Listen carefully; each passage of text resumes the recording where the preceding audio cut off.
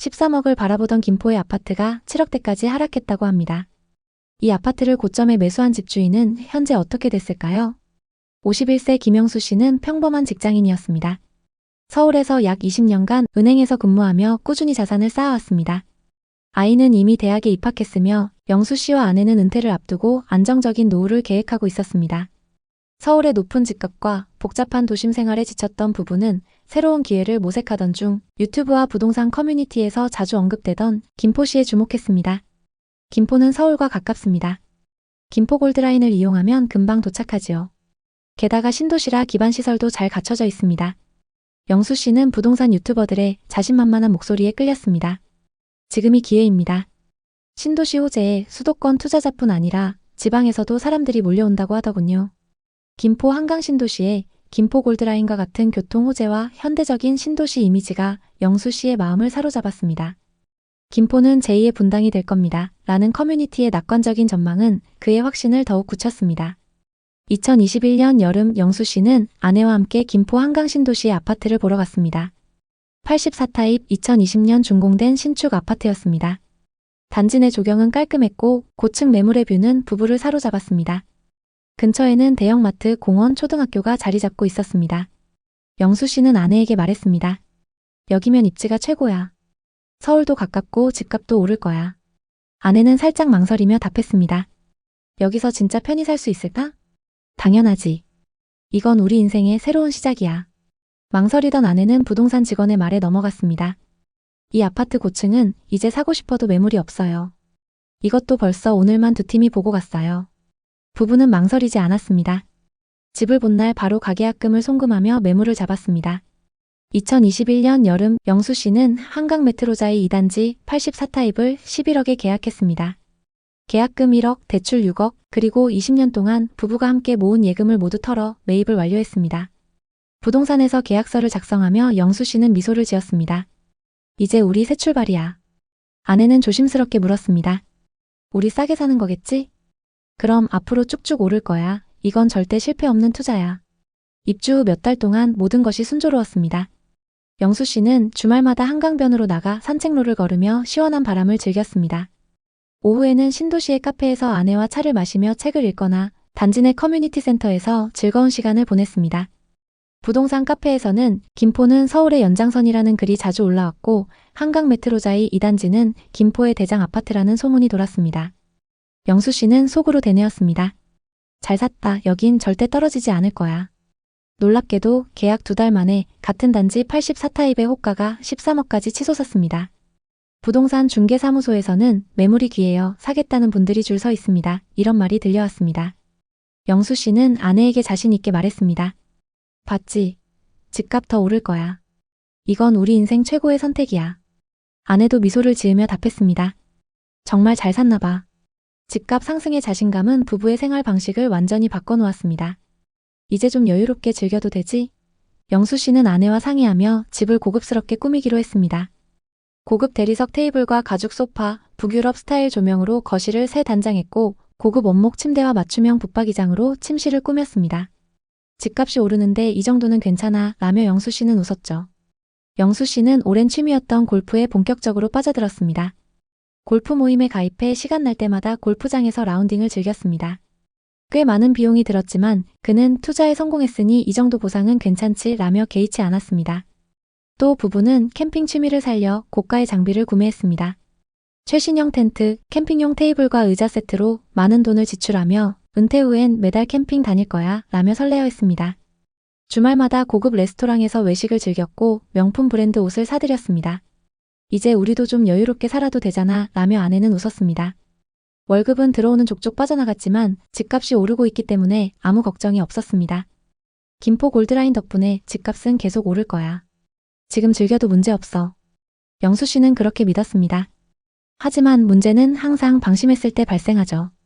2022년부터 시장에 균열이 생기기 시작했습니다.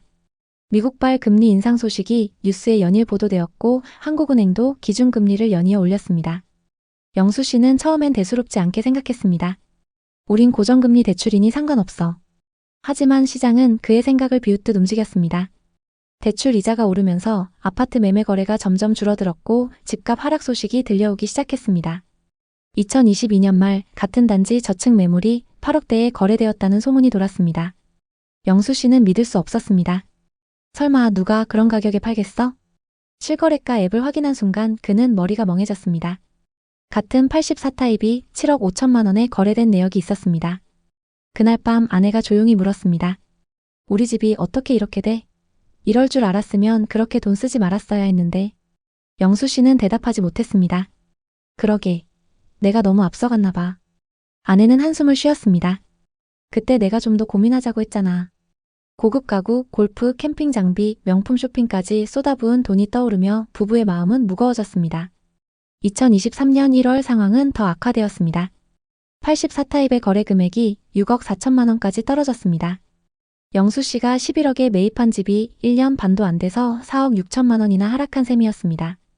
부동산 중개사무소 유리창에는 금매 6억 3천만 원, 즉시 입주 가능이라는 전단지가 붙어 있었습니다.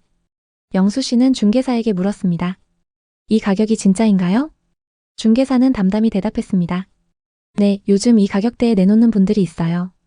그날 저녁 식사 시간은 무거운 침묵으로 가득했습니다. 아내가 조심스럽게 말했습니다.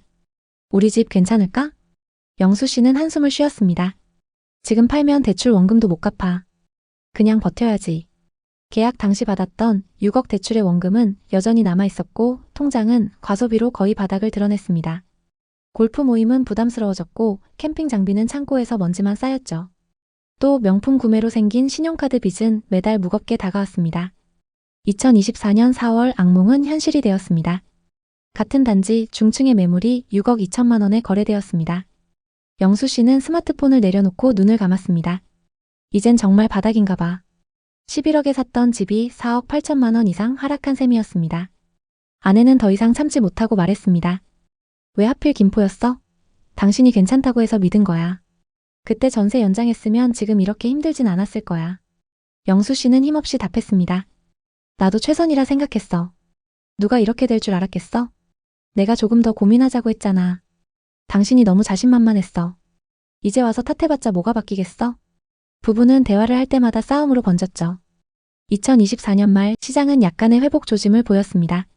동일 타입의 금액이 6억 6천만 원까지 올랐습니다. 하지만 여전히 11억에는 한참 못 미쳤죠. 단지 부동산에는 6억 7천만 원 금매 나왔습니다. 이런 광고가 계속 올라왔습니다. 어느 날 밤 영수 씨는 베란다에 서서 창밖을 바라보며 생각에 잠겼습니다. 그때 좀 더 신중했더라면, 그 돈을 함부로 쓰지 않았더라면. 이탈리아산 가구는 빛바랜 사치로 느껴졌습니다. 골프 모임은 부담스러운 허세로 남았고 캠핑 장비는 몇 번 쓰지 못한 채 창고에 쌓여 있었습니다. 각종 할부금은 여전히 남아 있었죠. 이걸 감당 못할 정도였으면 애초에 꿈꾸지 말았어야 했어. 아내가 조용히 다가와 말했습니다. 그냥 여기서 계속 살자. 우리 둘이 편히 지낼 수 있다면 그걸로 됐어. 영수 씨는 고개를 끄덕였습니다. 그래, 여기까지 온 것도 나쁘지 않아. 2025년 여름 영수 씨 부부는 결국 집을 안 팔기로 했습니다. 아니, 팔 수 없었다는 표현이 더 정확했죠. 손해를 감당할 자신도 새 출발을 위한 에너지도 없었습니다. 영수 씨는 아침마다 단지를 걸었습니다. 단지 부동산에는 금매라는 전단지가 붙어 있었지만 그는 더 이상 시세를 확인하지 않았습니다. 스스로 내린 결정이었기에 누구를 탓할 수도 없었습니다.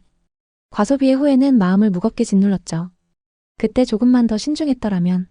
전문가들이 쓴 책, 예를 들어 투자 노하우나 기회를 잡는 방법, 그리고 부동산 트렌드, 권리 분석 같이 부동산 투자와 관련된 책들을 많이 읽으면서 실력을 쌓고 투자했어야 하는데 이런 생각이 머릿속을 떠나지 않았습니다.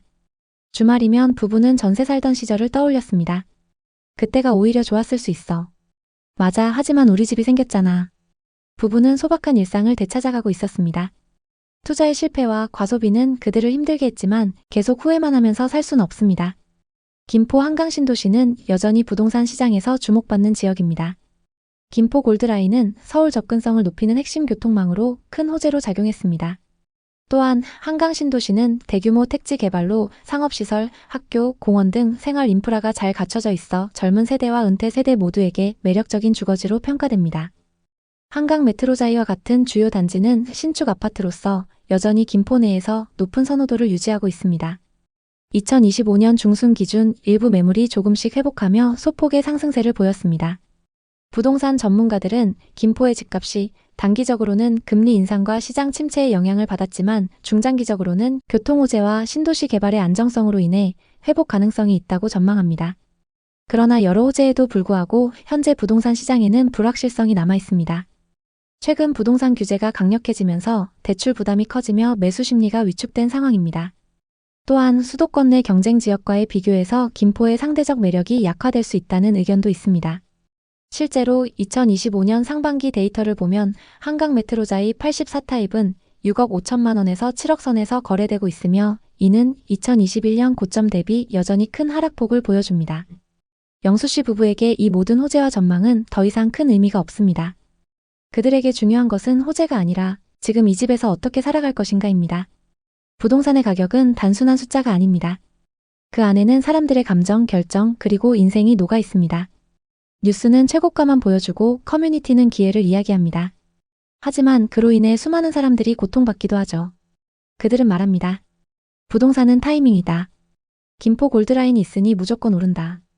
신도시는 절대 망하지 않는다. 하지만 영수 씨 부부처럼 그 말을 믿고 섣부른 결정을 내린 사람들은 크게 고통받고 있습니다. 누구나 은퇴 후 안정된 삶을 꿈꿉니다. 부동산 투자에서 가장 중요한 것은 순간의 시세 차익을 노리는 자세가 아니라 감당할 수 있는 정도인지 리스크는 없는지를 꼼꼼히 점검하는 자세입니다. 그러기 위해서는 꾸준히 부동산에 대해 공부하며 실력을 키워나가야 합니다. 혹시 지금 여러분도 중요한 선택의 기로에 놓여 있으신가요? 그렇다면 전문가들의 성공담과 노하우, 실패 이야기를 반드시 공부하신 후 신중히 접근해 보시기 바랍니다. 한순간의 선택이 미래를 좌우할 수 있습니다. 여러분의 이야기를 댓글에 남겨주세요. 여러분의 댓글이 누군가에게 큰 깨달음이 될 수 있습니다. 구독과 좋아요도 잊지 말아주세요. 감사합니다. 평택 고덕신도시. 한때 대한민국 부동산 시장에 샛별로 떠오르던 이곳에는 이제 텅 빈 건물과 빚더미에 나앉은 투자자들의 깊은 한숨만 남아 있습니다. 지난 상승장 고덕신도시의 한 생활 숙박시설이 분양될 당시 이곳은 투자자들이 서로 계약하려고 줄을 섰습니다. 최고 27층에 총 800실이 넘는 이 건물은 1.5룸의 분양가가 4억 5천만 원, 원룸의 분양가가 2억 2천만 원으로 책정되었습니다. 당시 여러 지역에서 생활 숙박시설의 프리미엄이 수억씩 붙었다는 소문이 시장을 뜨겁게 달궜습니다. 그 결과 평택에 분양하는 이 현장에도 많은 투자자들이 몰려들었죠. 그러나 그 열기는 오래가지 못했습니다. 준공이 완료된 지금 이 건물은 80% 이상이 입주하지 않은 채로 방치되어 있습니다. 한때 희망의 상징이었던 생활 숙박시설은 어떻게 이렇게 황폐한 공간이 되었을까요? 정부의 정책 한 번으로 이렇게 됐다고 하는데요. 과연 어떤 사연일까요? 이곳에서 꿈을 꾸었던 한 투자자의 이야기를 통해 그 비극의 내막을 들여다보겠습니다.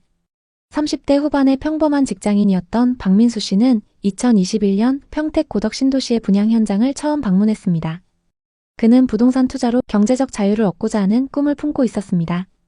고덕신도시는 삼성전자의 대규모 반도체 공장 유치로 인해 최고의 투자처라고 불리며 투자자들의 관심을 끌었습니다. 지역 전체가 부동산 개발로 완전히 천지개벽했고 아파트, 오피스텔, 그 다음으로 생활 숙박시설도 주목받고 있었습니다. 27층 높이의 현대적인 외관, 세련된 인테리어, 신도시 인프라와 교통의 편리함을 강조하는 분양사의 화려한 광고는 민수 씨의 마음을 단번에 사로잡았습니다. 그는 지금이 자신의 삶을 바꿀 기회라고 믿었습니다. 민수 씨는 분양 상담 후 44타입 1.5룸을 4억 5천만 원에 계약했습니다. 분양 현장에서 만난 사람들은 하나같이 지금 사지 않으면 후회할 것이라며 열정적으로 브리핑했죠. 분양 직후 계약한 타입에 5천만 원 이상의 프리미엄이 붙었다는 소식을 들었을 때 그는 확신에 차 있었습니다. 이건 절대 실패할 리 없다고 생각했습니다. 시장의 열기가 뜨거워지자 그는 욕심을 내기 시작했습니다. 44타입의 성공적인 계약에 자신감을 갖게 된 그는 21타입 원룸을 2억 2천만 원에 추가로 계약했습니다. 한 채로 큰돈을 벌었으니 두 채면 더 큰돈을 벌 수 있겠다는 단순한 계산이었죠. 게다가 계약금만 있으면 완공될 때까지 돈이 필요 없다는 게 너무 큰 메리트였습니다. 당시 부동산 시장은 절대 실패하지 않을 것처럼 보였습니다. 특히 생활 숙박시설은 주택수에 포함되지 않는다는 점이 투자자들에게 큰 매력으로 다가왔습니다. 정부의 부동산 규제를 피해가며 주거용으로 사용할 수 있을 거라는 기대감이 시장을 지배했습니다.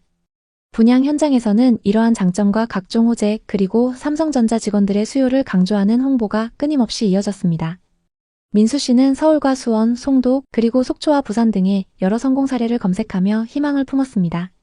다른 곳들처럼 생활 숙박시설이라 해도 다들 거주하고 있으니 큰 문제가 없을 거라고 믿었습니다. 주거용과 숙박용.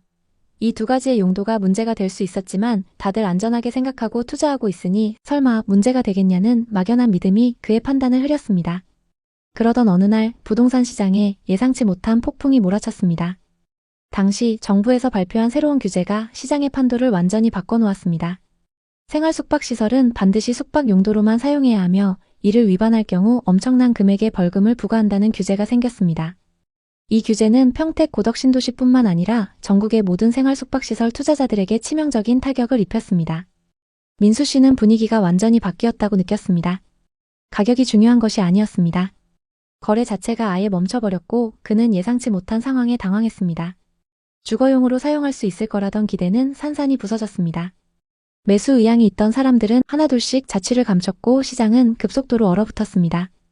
44타입 매물은 이제 3억대에도 거래가 되지 않았습니다. 원래 분양가 4억 5천만 원에서 1억 넘게 손실이 발생한 셈입니다. 21타입 원룸 역시 마찬가지였습니다. 수익은커녕 마이너스 프리미엄 상태로 전락했습니다. 그는 마이너스 프리미엄이 2억에 달한다고 한탄했습니다. 하지만 그 가격에도 아무도 사려 하지 않았죠. 한때 1억 이상의 프리미엄을 자랑하던 매물들이 이제는 짐덩어리가 되어 그를 옥죄고 있었습니다. 그는 매일 밤 잠을 이루지 못했습니다. 왜 그때 욕심을 부렸을까라는 후회가 그의 머릿속을 떠나지 않았습니다. 문제는 단순히 가치 하락에 그치지 않았습니다. 준공이 완료된 지금 민수 씨는 중도금 대출 이자와 연체 이자로 인해 점점 더 깊은 수렁으로 빠져들고 있습니다. 두 개의 타입에 대한 중도금 대출 이자는 4천만 원을 훌쩍 넘겼습니다. 그가 보유한 두 개의 매물로 인해 쌓인 빚은 수억에 달합니다. 이 엄청난 금액은 그의 삶을 송두리째 흔들었습니다. 그는 이자를 내느라 돈이 바닥났다고 한탄했습니다. 이제는 관리비도 내지 못하고 있습니다. 관리비만 한 달에 수십만 원이 부과된다는 사실에 그는 더욱 절망했습니다. 텅 빈 건물, 쌓여가는 빚, 그리고 희망 없는 미래만이 그를 기다리고 있었습니다. 그는 이 모든 것이 악몽 같다고 느꼈습니다. 한때 그의 꿈을 설레게 했던 생활 숙박시설은 이제 그의 어깨를 짓누르는 무거운 짐이 되었습니다. 민수 씨를 포함한 수분양자들은 시행사를 상대로 집단 소송을 준비했습니다. 그들은 분양 당시 주거용으로 사용할 수 있을 거라는 홍보가 오해를 불러일으켰다고 주장했습니다. 하지만 시행사는 생활 숙박시설이라고 명확히 공지했고 확약서도 받았다며 책임을 회피했습니다. 또 시행사도 정부 정책 때문에 곤란한 상황에 놓인 피해자라고 했습니다. 법적으로도 수분양자들의 승소 가능성은 희박해 보였습니다. 확약서에는 분명히 생활 숙박시설이라는 용도가 명시되어 있었고 계약자들은 이를 인지하고 서명했습니다. 하지만 그들은 분양 당시의 분위기와 홍보에 비추어 주거용으로도 충분히 가능하다고 믿었습니다. 현재 해당 생숙은 오피스텔로 용도 변경을 추진 중입니다. 빠르면 올해 말쯤 용도 변경이 완료될 가능성이 있지만 시장의 인식은 이미 망한 현장으로 굳어졌습니다. 금융권에서도 이곳을 위험 자산으로 간주하며 대출을 꺼리고 있습니다. 민수 씨는 용도 변경이 된다 해도 기대했던 만큼 가치가 오르지 않을 것이라고 회의적이었습니다. 이미 이미지 타격이 너무 크기 때문에 누가 여기 투자하려고 하겠냐며 그는 냉소적으로 말했습니다. 그는 뉴스에서도 이 현장이 망했다고 언급된 것을 본 적이 있다고 털어놓았습니다. 그는 한때 친구들 사이에서 부동산 투자로 성공한 사람으로 주목받았습니다. 44타입 계약하고 프리미엄 1억 원이 붙었다는 소식을 들었을 때 그는 벼락부자가 된 기분이었다고 회상했습니다. 친구들은 그를 부러워했고 그는 자랑스러웠습니다. 하지만 이제 그는 그때의 기억을 떠올리는 것조차 고통스럽습니다. 그는 부끄러워서 누구에게도 이 상황을 말하지 못한다고 고백했습니다. 그는 과거로 돌아갈 수 있다면 절대 이 투자를 하지 않았을 것이라고 단언했습니다. 부동산은 무조건 오른다는 생각이 잘못이었다고 이렇게 내려갈 수도 있다는 것을 뼈저리게 깨달았다고 그는 한숨을 쉬었습니다. 시간을 되돌리고 싶다는 말과 함께 정부와 시행사에 바라는 점을 조심스레 꺼냈습니다. 생활 숙박시설과 오피스텔을 명확히 구분해 계약자들이 헷갈리지 않도록 해달라고. 정부 정책이 이렇게 왔다 갔다 하면 자신 같은 사람들이 피해를 본다고 호소했습니다. 확실한 정책을 세워달라고 그는 간곡히 요청했습니다. 정부의 갑작스러운 정책 변화가 이 모든 비극의 시작이었다고 한탄했습니다. 정책이 이렇게 바뀌지만 않았어도 자신 같은 사람들이 이렇게까지 망하지는 않았을 것이라고 그는 분노와 체념이 뒤섞인 목소리로 계속 말했습니다. 평택 고덕 신도시에 위치한 이 생활 숙박시설은 단순한 부동산 실패 사례가 아닙니다. 이는 투자자, 시행사, 금융권, 그리고 정부 정책까지 얽힌 복잡한 사연입니다. 시행사는 건물을 훌륭히 지었고 약 900실에 달하는 대규모 프로젝트는 평택의 랜드마크로 불릴 뻔했습니다. 분양도 성공적이었습니다. 하지만 정부의 갑작스러운 규제 강화는 모든 것을 뒤바꿨습니다. 민수 씨는 시행사도 답답할 것이라고 자신들도 답이 없는 상황이라고 허탈한 웃음을 지었습니다. 건물은 잘 지었고 분양도 잘 됐지만 정책 하나 때문에 다 망가졌다고 그는 한탄했습니다. 지금 평택 고덕신도시에는 텅 빈 생활 숙박시설들과 함께 수많은 투자자들의 한숨이 남아 있습니다. 한때 부동산 투자는 부자가 되는 지름길로 여겨졌습니다.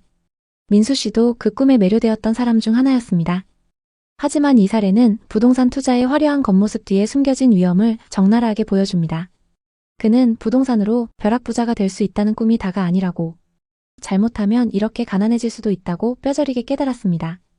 그는 다시는 섣부르게 투자하지 않을 것이며 팔 수만 있다면 싸게라도 꼭 팔고 싶다고 말했습니다.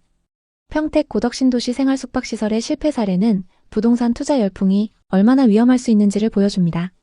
한때 모두가 부자를 꿈꾸며 뛰어들었던 이곳은 이제 실패의 상징이 되었습니다. 민수 씨와 같은 투자자들은 정부 정책의 변화, 시장의 변동성, 그리고 잘못된 낙관주의가 어떻게 삶을 송두리째 흔들 수 있는지를 뼈저리게 체험했습니다. 이 이야기는 단순히 개인의 실패담이 아닙니다.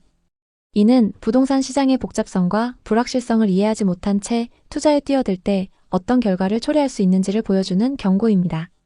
부동산 투자는 여전히 부를 창출할 수 있는 기회일 수 있습니다.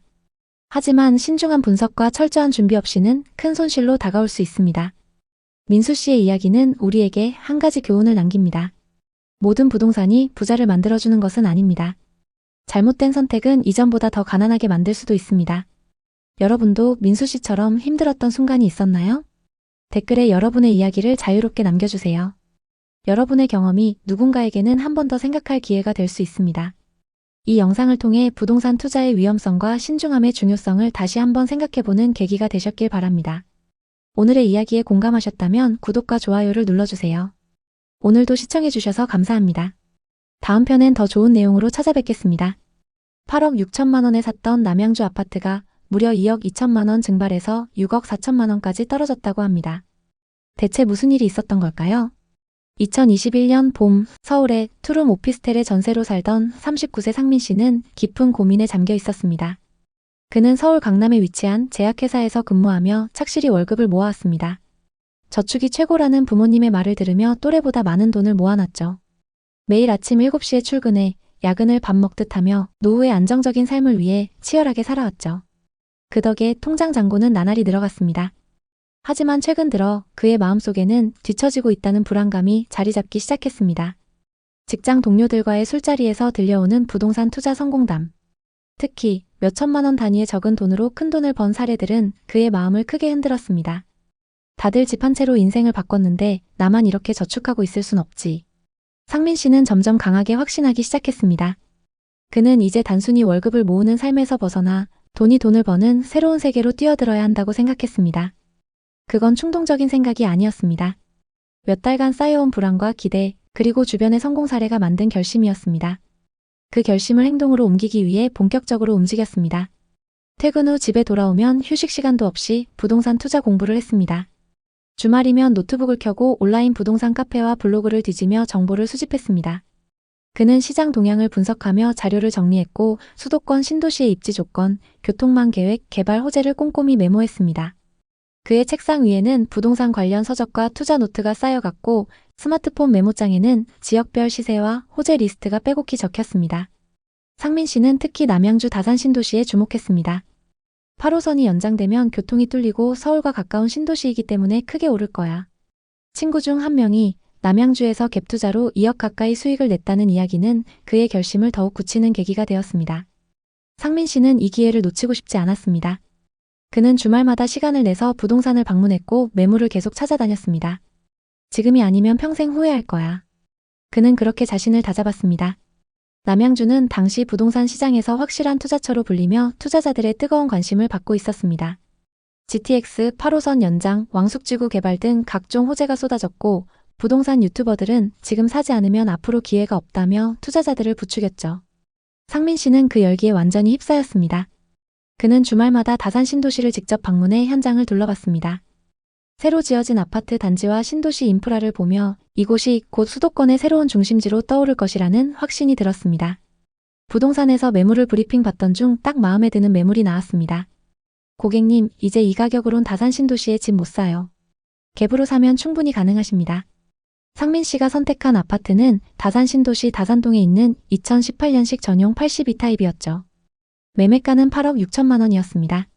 1년 반 만에 2억이 오르면서 이미 고점이라는 우려의 목소리도 있었지만 그는 이건 마지막 기회야, 조금 더 오를 거야 라며 망설이지 않았습니다. 전세는 5억 5천만 원으로 맞췄고 나머지 금액은 모았던 자본과 신용대출로 충당했습니다. 이른바 갭투자였죠. 적은 자본으로 큰 수익을 기대할 수 있는 이 전략은 상민 씨에게 꿈의 지름길처럼 보였습니다. 계약서를 쓰는 순간 그의 가슴은 설렘과 긴장 그리고 희망으로 가득 차 있었습니다. 그는 부동산의 책상에 앉아 펜을 쥐고 떨리는 손으로 서명을 하며 미소를 지었습니다. 이 집이 내 인생을 바꿀 거야. 상민 씨는 그렇게 굳게 믿었습니다. 그의 눈앞에는 밝은 미래가 펼쳐져 있는 듯했죠. 타이밍을 정말 잘 잡았던 걸까요? 계약 후 2달 만에 9억 2천만 원을 돌파했습니다. 상민 씨는 쾌재를 불렀습니다. 2달에 6천만 원 수익이라니.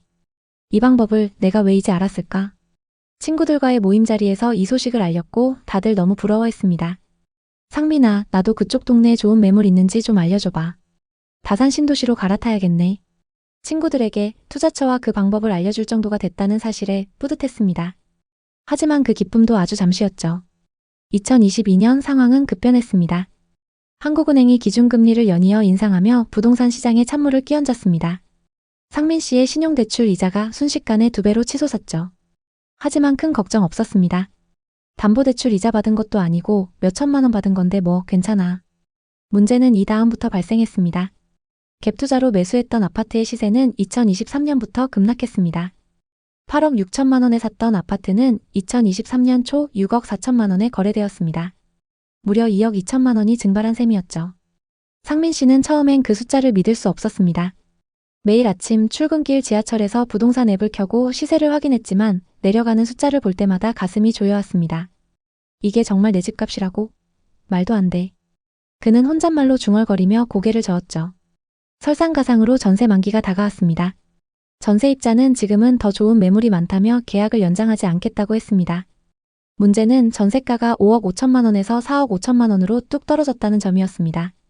새 임차인을 구하려면 보증금을 1억 낮춰야 했고 기존 임차인에게 보증금을 돌려주려면 상민 씨의 통장을 탈탈 털어도 모자랐습니다.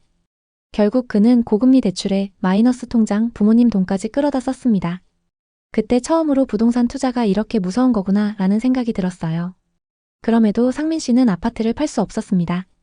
손실이 너무 컸기 때문이죠. 당시에는 급매로 나온 매물이 넘쳐났고 구매자는커녕 문의조차 드물었습니다. 그는 부동산 중개사와 통화하며 상황을 점검했지만 돌아오는 대답은 늘 비슷했습니다. 지금은 기다려야 할 때예요. 그렇게 기다린 지 2년째 현재 상민 씨는 매달 대출 이자를 내며 버티고 있습니다. 아파트를 처분하지 못했고 실거주로 들어가기에도 여건이 맞지 않았습니다. 그는 이제야 자신을 돌아보게 됐습니다. 한 번쯤은 저도 부동산으로 성공할 줄 알았어요. 다들 그렇게 돈 벌었고 안 하면 뒤처질 것 같았거든요. 그는 부동산 투자를 완전히 포기한 건 아닙니다. 다만 접근 방식이 달라졌죠. 다시 한다면 감당할 수 있는 자금으로 시작할 거예요. 호재나 유튜브 말만 믿지 않고 전세가율, 매물량, 금리 같은 숫자를 먼저 볼 거고요. 2025년 5월 상민 씨 아파트의 동일 평형이 7억 7천만 원에 거래됐습니다. 2023년 하락장일 때보단 많이 회복했죠. 하지만 아직도 1억가량 손실 중입니다. 본전까지 회복하려면 대체 언제까지 기다려야 하는 걸까요? 남양주 부동산 시장은 대규모 택지지구 개발과 지하철 호재를 등에 업고 지난 몇 년간 뜨거웠습니다. 새롭게 개발된 다산 신도시, 별내지구, 그리고 지하철 8호선 연장 소식 등으로 많은 투자자들이 몰렸던 곳입니다. 하지만 지금 남양주는 아파트 하락세가 엄청나고 미분양 지식산업센터와 상가가 넘쳐나는 지역이 되어버렸습니다. 대규모 분양들이 한꺼번에 나왔는데 정작 그 물량을 받아줄 매수자가 없어 팔리지 않고 쌓여 있는데요. 급속도로 오르던 부동산에 힘입어 건설사들은 일제히 개발을 진행했습니다. 하지만 정작 일부 지역을 제외하고는 교통 인프라가 좋지 않아서 실제로는 불편해하는 사람들이 많습니다. 부동산 분위기가 급격히 안 좋아지면서 시장에 매물이 쌓이고 투자자들의 발길이 끊기자 가격은 급격히 하락하기 시작했습니다. 입지가 비교적 괜찮다고 하는 단지들도 최근 하락세를 피해가진 못했습니다. 와부읍 덕소리의 남양주 덕소 동부센트레빌 전용 84타입은 2021년 7월에 9억 2천만 원에 거래됐지만 이후 점점 떨어져 25년 3월에는 5억 6천만 원에 거래됐습니다. 3억 6천만 원, 즉 40% 가까이 하락했습니다. 또 남양주에서 가장 입지가 좋다는 다산 신도시에 위치한 아파트조차 큰 폭으로 하락한 거래가 나오고 있습니다. 다산 신도시의 다산 한강 반도유보라 전용 84타입은 2020년 7월에 11억 3천만 원에 거래됐지만 이후 점점 떨어져 25년 3월에는 7억 6천만 원에 거래됐습니다. 무려 3억 7천만 원이나 하락한 건데요. 상승장일 때 남양주 지역은 많은 호재들로 주목받았습니다. 특히 개발업체들이 이 지역을 주목했고 대규모 아파트 단지와 상업시설을 세웠습니다. 당시 남양주에는 분양 열기가 엄청났습니다. 남양주의 가치는 아직 저평가됐다는 투자자들의 믿음과 저금리 상황에 지식산업센터와 상가 분양은 순조롭게 진행됐습니다. 그렇게 화려하게 분양에 성공한 건물이 완공되고 이제 사람들과 기업이 몰려들 차례였습니다.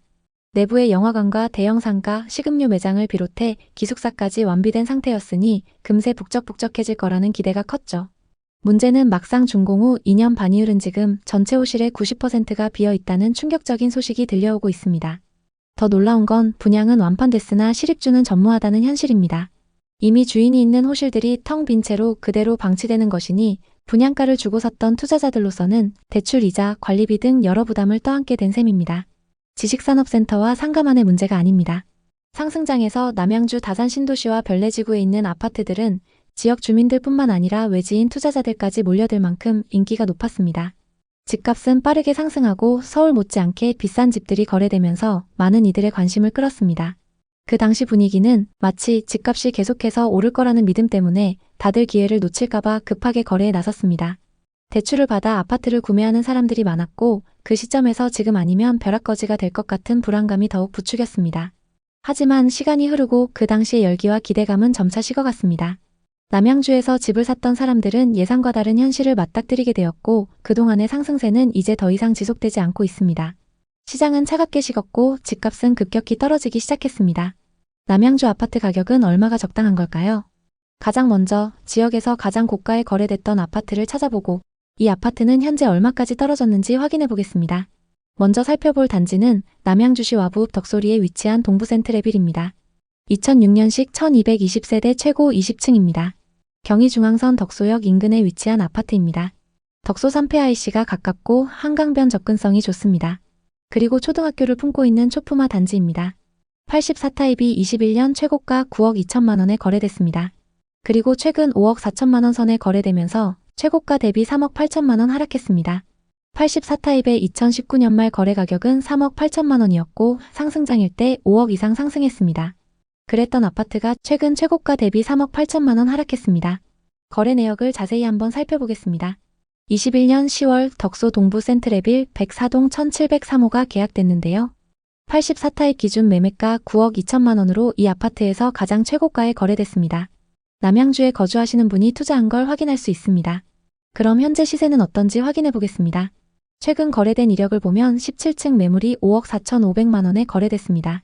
최고가 매물과 동일층 매물인데도 3억 8천만 원이나 하락했습니다. 정말 이 정도로 하락한 걸까요?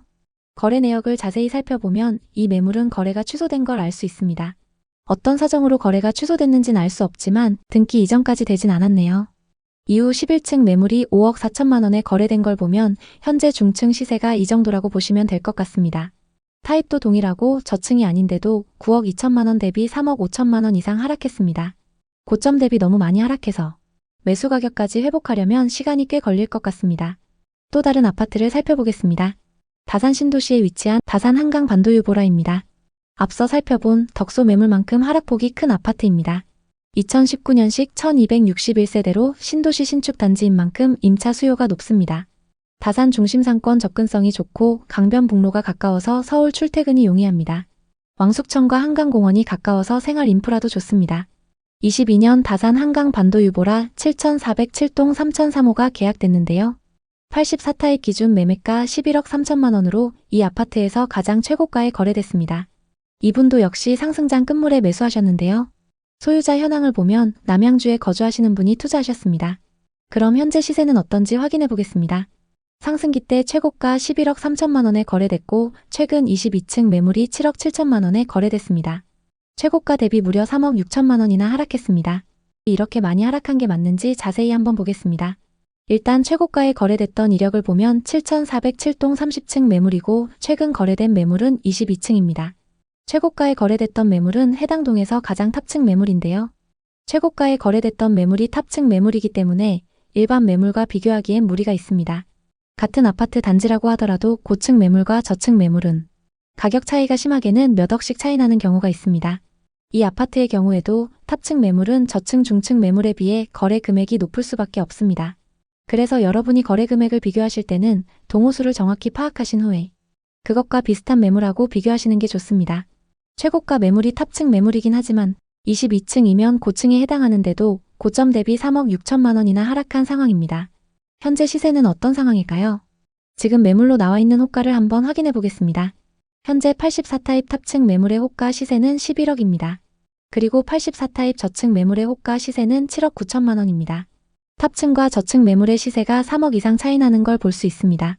그럼 이제 분양권 상태로 거래 중인 단지의 분위기를 살펴보시면 되는데요. 청약 당시 59타입 최고 경쟁률 8대1을 기록했던 남양주의 분양 아파트를 보겠습니다. 도심역 한양수자인 리버파인입니다. 84타입 기준 분양가 6억 6천만 원으로 주변 단지들 대비 비싸게 분양했는데요. 지금 분위기는 어떤지 한번 보겠습니다. 908세대의 이 아파트에는 지금 분양권 매물이 꽤 나와 있습니다. 분양가보다 높게 나와 있는 매물이 대부분인데요. 비인기 매물 중에는 분양가 그대로 나온 것도 있습니다. 84타입 기준 프리미엄이 5천만 원까지 높게 나온 매물도 있습니다. 다산이나 별내지구만큼 좋은 입지는 아니지만 한강변에 역을 끼고 있으면서 주변에 신축 아파트가 없기 때문에 신축 프리미엄이 붙어서 나오고 있습니다. 지금 남양주에는 분양권 매물이 다른 지역에 비해 적은 상황입니다. 특히 아파트 매물은 거의 없는데요. 분위기가 안 좋은 상황에서도 프리미엄이 붙는 이유는 신축 분양 아파트가 적기 때문인 걸로 보입니다. 이 다음 확인하셔야 하는 건 지역 전체의 미분양 매물 현황인데요. 남양주의 상황은 어떤지 살펴보겠습니다. 2020년부터 계속적으로 미분양 매물이 감소하더니 22년에는 거의 남아있지 않았습니다. 2023년 일부 증가하긴 했지만 적정 수준을 유지하고 있습니다. 미분양 매물이 거의 없는 만큼 신축 아파트에 대한 분위기가 다른 지역에 비해 좋은 상황입니다. 다음 보셔야 하는 건 공급 물량입니다. 남양주에서는 2021년, 2022년 수요에 비해 공급이 많았습니다. 그치만 23년부터 신축 아파트 공급이 줄어들었고 향후 몇 년간은 공급이 적게 예정되어 있는데요. 공급이 적은 만큼 신축 아파트가 귀해지는 현상이 나타날 수 있습니다. 그렇게 되면 지금은 더딘 편이지만 가격이 급격하게 상승 전환될 수 있습니다. 앞서 살펴봤던 분양권 시세에 신축 프리미엄이 붙은 이유를 알 수 있을 것 같습니다. 지금 남양주의 전세 매매 가격 지수입니다. 매매 지수를 보면 계속적인 하락을 기록하고 있고 전세 가격 지수는 매매 지수보다는 양호합니다. 매매 가격보다 전세 가격의 증가폭이 눈에 띄게 높습니다. 그래서 현재 하락장에서보다 전세와 매매 가격 차이가 많이 좁혀져 있습니다. 남양주 부동산은 과거의 급등기를 지나 이제는 실수요자 중심의 시장으로 변하고 있습니다. 특히 실거주 목적의 수요가 늘어나면서 거품이 빠지고 있는 상황입니다. 일부 아파트 단지들은 저점을 다지고 있지만 지식산업센터와 상업시설의 공실, 교통 등 여러 요인들이 복합적으로 작용하고 있기 때문에 남양주 부동산 투자를 고려하는 사람들은 신중한 판단이 필요합니다. 남양주 부동산에 관심 있는 분들에게 도움이 됐으면 좋겠네요. 오늘도 영상 봐주셔서 감사합니다. 항상 여러분의 성공적인 투자를 응원하겠습니다. 오늘 영상이 도움되셨다면 구독, 좋아요 부탁드립니다. 감사합니다. 청주시 복대동의 준신축 아파트. 그 앞에 서 있는 30대 후반의 박민혁 씨는 떨어진 아파트 시세를 확인하며 깊은 한숨을 내쉬었습니다. 5억 5,500만 원에 샀던 아파트가 4억 초반까지 떨어지며 무려 30%가량 손실 중인데요. 2021년 초 청주에서 치킨집을 운영하던 민혁 씨네 부부는 밤늦게까지 유튜브 영상을 들여다보며 대화를 나눴습니다. 당시 청주 부동산 시장은 전국에서 가장 핫한 지역이었기 때문에 청주에 투자하면 무조건 돈을 벌 수 있다는 식의 영상이 넘쳐났습니다. 부부는 자영업으로 번 돈을 허투루 쓰고 싶지 않았습니다. 이 돈을 굴려야 미래가 있어. 민혁 씨와 아내 소미 씨는 매일 저녁 부동산 공부를 하며 투자로 성공하겠다는 꿈을 키우고 있었습니다. 그러던 어느 날 유튜브 알고리즘이 그들에게 운명처럼 한 영상을 추천했습니다. 화면 속 부동산 전문가는 청주의 가능성에 대해 얘기했습니다. 청주는 신성장의 중심지입니다.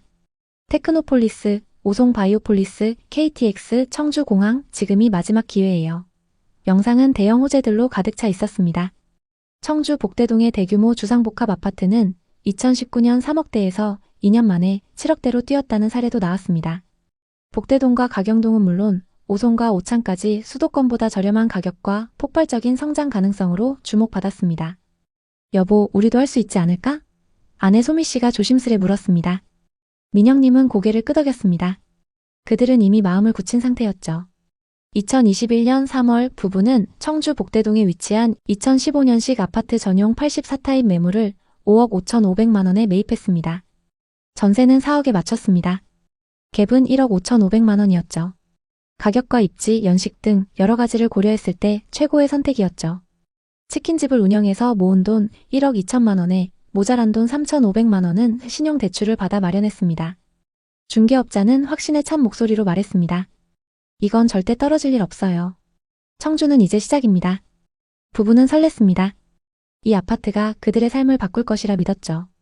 2년만 버티면 8억은 가볍게 넘을 거야. 드디어 우리도 집이 생겼어. 지금은 갭 투자이지만 오르면 팔고 더 좋은 집 사서 이사 가자. 그들은 부푼 기대를 안고 있었습니다. 당시에는 거래가 될 때마다 신고가를 기록했기 때문에 부부는 이미 돈을 번 것 같은 기분이 들었습니다. 계약 한 달 만에 동일 평형이 5억 7,500만 원에 거래됐습니다. 한 달 만에 2천만 원이나 올랐네. 진짜 대박이야. 이 정도면 우리가 치킨집에서 돈 버는 것보다 훨씬 나은데. 돈만 좀 더 있으면 한 채 더 사는 건데. 신고가 소식에 너무 행복했죠. 이 소식을 가족들과 지인들에게도 알렸습니다. 한 친구 부부는 민영님의 부부를 따라 옆 동네 아파트를 매수했습니다. 지금이라도 사길 진짜 잘한 거야. 돈 벌면 한턱 쏴. 그렇게 행복한 나날을 보내던 어느 날, 부동산 시장에 미묘한 변화가 감지되었습니다. 한국은행이 기준금리를 연이어 인상하면서 대출 이자 부담이 커졌죠. 그에 따라 투자 수요가 급격히 감소했는데요. 또 뉴스에서는 부동산 시장 냉각이라는 단어가 심심치 않게 들려왔습니다.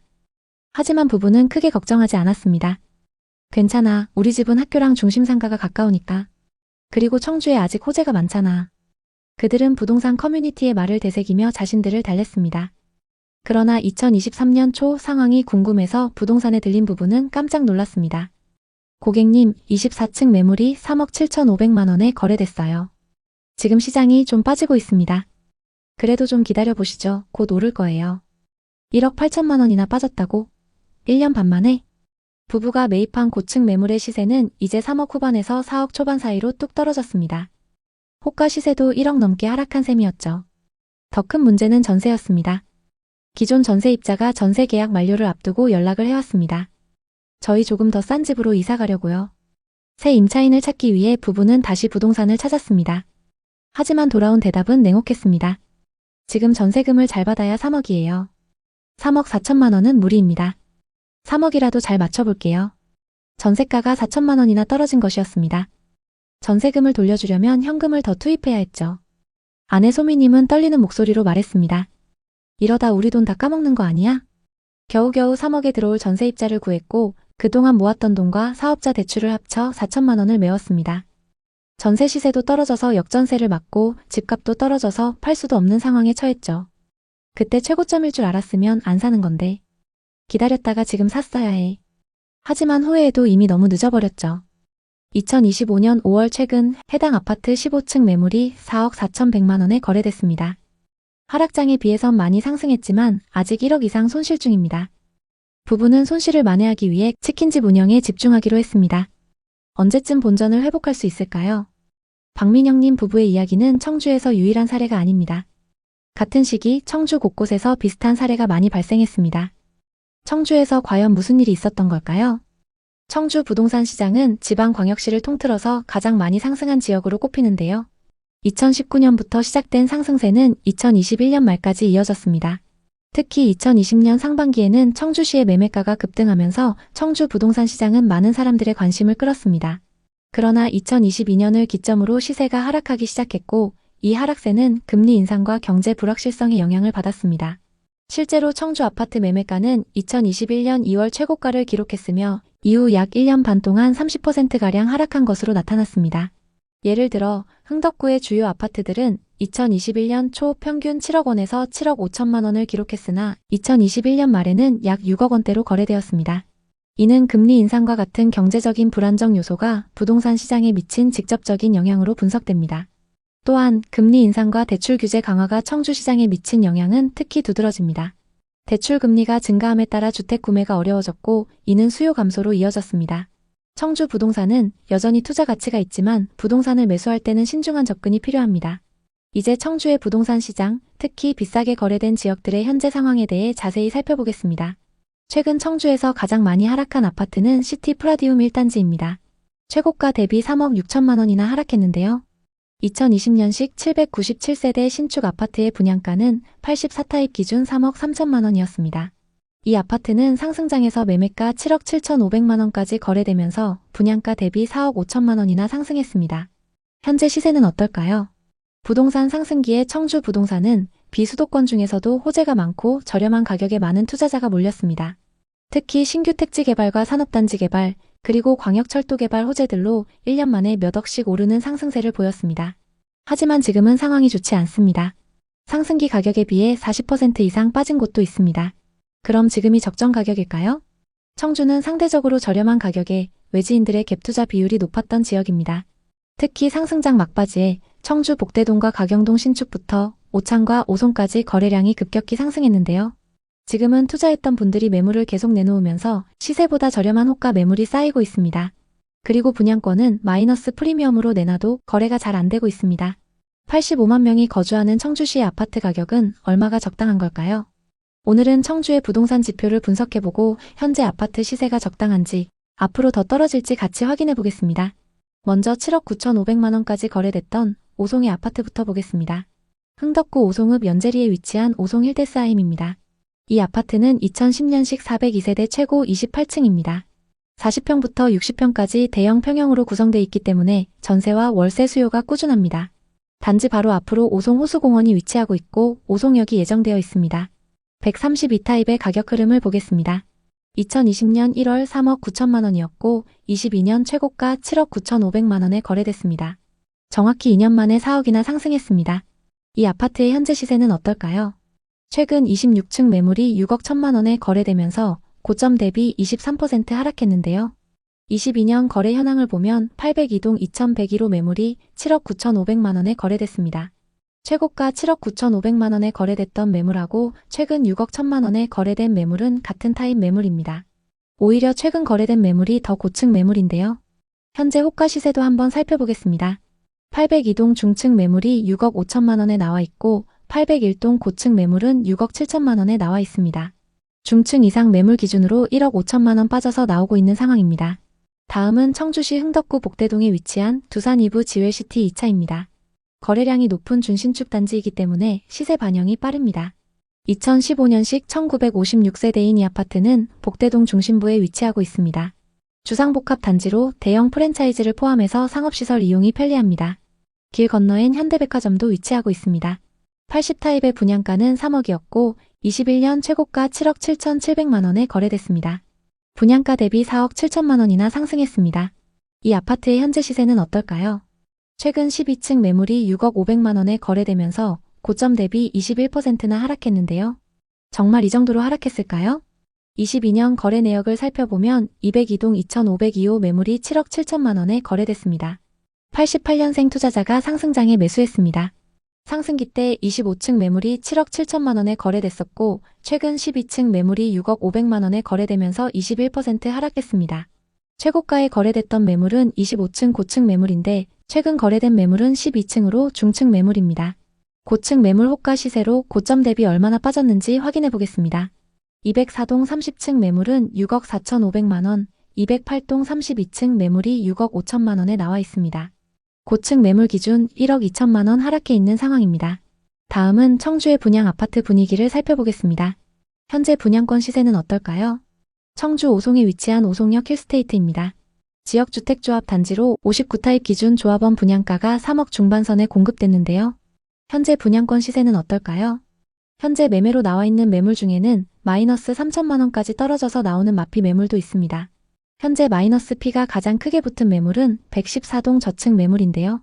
분양가 3억 3천90만 원에서 3천만 원이 떨어져서 나와 있습니다. 이 아파트의 입주는 26년 하반기로 예정되어 있습니다. 다음은 최고 경쟁률 60대 1을 넘었던 월명공원 한라비발디 온더파크입니다. 84타입 평균 분양가는 4억이었습니다. 이 아파트는 874세대로 26년 상반기 입주 예정입니다. 현재 분양가보다 비싸게 나온 매물도 있고 마피가 붙어서 싸게 나온 매물도 있습니다. 그중 101동 13층 매물은 분양가 3억 9,890만원에서 마피 1,500만원이 붙어서 나와 있습니다. 입주 시기가 가까워지면서 프리미엄 금액이 어떻게 변하는지 지켜보시는 게 좋습니다. 다음은 미분양 매물 현황입니다. 청주에는 2020년부터 누적된 미분양 매물이 없었습니다. 2024년 상반기에 증가했지만 적정 수준을 유지했고 현재도 마찬가지입니다. 그럼 공급은 어떨까요? 청주에는 지금까지 수요에 비해서 공급 물량이 많았습니다. 특히 2023년과 24년에 수요보다 2배 많은 신축 아파트가 공급됐는데요. 2026년과 27년에도 많은 공급 물량이 예정되어 있기 때문에 구축 전세 가격이 흔들릴 가능성이 있습니다. 전세와 매매 가격 지수를 살펴보면 청주 모든 지역에서 전세 가격 상승폭이 눈에 띄는데요. 매매 지수는 하락과 보합세가 계속되면서 좀처럼 반등의 기미가 안 보이지만 전세 지수는 매매 지수와 다르게 그 상승폭이 계속 커지고 있습니다. 가격을 점차 회복하고 있는 신축 아파트들의 영향이 큰 상황입니다. 지역에서 상급지 아파트들이 상승세를 타게 되면 그 다음 입지도 자극받을 수 있는데요. 지금 청주에는 시세보다 저렴한 급매물도 나오고 있습니다. 신형 지웰시티 1차와 청주 하트리움 리버파크를 보겠습니다. 현재 고층 매물 중에서 시세보다 저렴하게 나온 매물이 있습니다. 흥덕구 복대동 지웰시티 1차 99타입은 최근 거래 금액이 6억 1천만원에서 6억 5천만원입니다. 현재 나와 있는 매물 중에서 101동 4층 매물이 6억에 나와 있어서 시세보다 저렴한 상황입니다. 특히 이 매물은 남동향 매물이고 16개 부동산에 내놨습니다. 보통 이런 경우 급매이기 때문에 호가 시세에서 금액 조율이 가능할 수 있습니다. 그리고 현재 임차인이 보증금 6천만원, 월세 150만원에 거주 중이기 때문에 월세를 끼고 투자가 가능합니다. 다음은 상당구 방서동에 위치한 청주 하트리움 리버파크입니다. 이 아파트의 84타입은 최근 거래 금액이 3억 7,500만원에서 3억 9,500만원입니다. 현재 105동 4층 매물이 3억 6,500만원에 나와 있습니다. 현재 35개 부동산에 매물을 내놨고 공실인 상황입니다. 이 매물도 급매의 확률이 높기 때문에 호가에서 금액 조율이 가능할 수 있습니다. 지금 청주의 아파트를 보고 계신다면 앞서 소개해드린 매물들도 같이 검토해보시면 좋을 것 같습니다. 청주에 관심 있는 분들에게 도움이 됐으면 좋겠네요. 오늘도 영상 봐주셔서 감사합니다. 항상 여러분의 성공적인 투자를 응원하겠습니다. 오늘 영상이 도움되셨다면 구독, 좋아요 부탁드립니다. 감사합니다. 강원도 속초시 중앙동의 신축 주상복합 아파트. 그 앞에 서 있는 50대 중반 최성호 씨는 부동산 시세를 바라보며 깊은 한숨을 내쉬었습니다. 7억 5천만 원에 샀던 아파트가 4억대까지 떨어지며 무려 3억 이상 손해 중이었습니다. 이럴 줄은 정말 몰랐는데 내가 부동산 투자를 너무 쉽게 봤나? 며칠 전 뉴스에서 들려온 부동산 하락 소식과 규제 소식은 그의 가슴을 더욱 무겁게 짓눌렀습니다. 담보대출 규제, 전세대출 규제, 그리고 끊임없이 반복되는 시장 안정화 대책이라는 단어들은 성호 씨처럼 신축 아파트에 영끌했던 사람들에게는 악몽 같은 소리였습니다. 성호 씨는 20년 넘게 중견기업에 다니며 꾸준히 저축을 해왔습니다. 소득이 높진 않았지만 늘 아끼며 지내왔죠. 명품이나 차에도 관심이 없었습니다. 그 덕에 부부는 넉넉하진 않았지만 안정적인 결혼 생활을 할 수 있었죠. 월급 통장엔 성호 씨의 월급과 야근 수당, 성과급, 그리고 아내의 맞벌이 소득이 꾸준히 쌓였습니다. 검소하게 생활하며 차곡차곡 모은 돈은 부부의 가장 든든한 버팀목이었죠. 그러나 저축만으로는 앞으로의 삶이 불투명하다고 느낀 성호 씨는 그동안 모은 자산으로 노후를 준비하겠다고 마음먹었습니다. 하지만 은행 예금 이자는 터무니없이 낮았고 주식시장은 변동성이 너무 커서 손대기 두려웠습니다. 매일 저녁 퇴근 후 차를 마시며 신문을 읽던 그는 부동산 시장이 뜨겁게 달아오르고 있다는 기사를 자주 접했습니다. 부동산 시세가 급등하고 있다는 기사를 바라볼 때마다 성호 씨는 마음속으로 다짐했습니다. 이제 부동산에 뛰어들 때가 됐어. 다른 것엔 관심이 없었던 성호 씨의 유일한 꿈은 은퇴 후에 안정된 노후 생활이었습니다. 특히 바닷가에서의 삶에 큰 로망이 있었죠. 아침이면 푸른 바다를 바라보며 눈을 뜨고 해질 무렵 아내와 해변을 천천히 걷는 노후. 그 꿈을 이루기 위해 부부는 20년간 꾸준히 저축했습니다. 성호 씨에게 그 돈은 단순한 저축이 아니었죠. 도시의 반복되는 일상 속에서 희망을 붙잡게 해주는 유일한 동력이었습니다. 그러던 어느 날 그의 인생을 바꾼 결정적인 순간이 찾아옵니다. 회사 동료들과의 술자리에서 직장 선배가 속초의 아파트를 화제로 꺼냈어요. 선배는 맥주잔을 기울이며 자신만만하게 말했죠. 성우야, 속초 부동산 지금 대박이야. 바다 보이는 신축 아파트가 이 가격이면 무조건 올라간다. 나도 계약했어. 너도 놓치지 마. 이 말은 성우 씨의 가슴에 불을 지폈습니다. 다들 집 한 채로 인생을 바꿨는데 나만 이렇게 저축하고 있을 순 없지. 성우 씨는 점점 강하게 확신하기 시작했습니다. 그는 이제 단순히 월급을 모으는 삶에서 벗어나 돈이 돈을 버는 새로운 방식으로 바뀌어야 한다고 믿었습니다. 당시에는 성우 씨의 아내도 묘한 불안감을 느낄 때였습니다. 대학 동기나 직장 동료들이 좋은 아파트를 소유하며 자산을 불려가는 모습을 볼 때마다 부러웠죠. 전셋집은 편리했지만 내 집이 없다는 불안정함은 그들을 늘 불편하게 했습니다. 우리도 언젠가 내 집을 마련해야지. 마침내 부부는 큰 결심을 했습니다. 부동산 투자에 뛰어들기로. 그 결심을 행동으로 옮기기 위해 본격적으로 움직였습니다. 주말이면 여가를 즐길 시간도 아껴가며 부동산 투자 공부를 했죠. 유튜브 영상과 블로그를 정독하고 투자 관련 책을 뒤지면서 각종 부동산 정보를 수집했습니다. 그는 시장 동향을 분석하며 자료를 정리했고 수도권과 지방광역시의 입지 조건, 교통망 계획, 개발 호재를 꼼꼼히 메모했습니다. 그 중에서도 특히 강원도 동해안 쪽에 주목했습니다. 속초의 푸른 바다, 아침마다 파도 소리를 들으며 커피를 마시는 삶, 아내와 함께 해변을 산책하는 노후의 모습이 눈앞에 선명하게 그려졌죠.